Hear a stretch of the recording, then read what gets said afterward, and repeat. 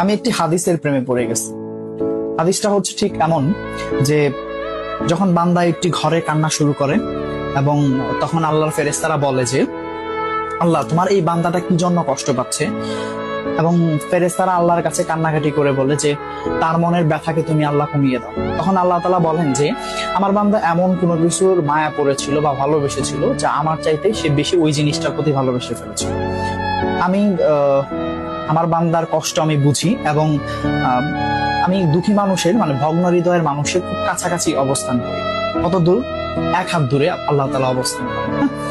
এবং আরেকটা কথা হচ্ছে ফেরেশতারা তখন বলতে থাকে আল্লাহ তুমি চাইলেই কি সেই বান্দার সেই অভাবগুলো তুমি পূরণ করতে পারো না?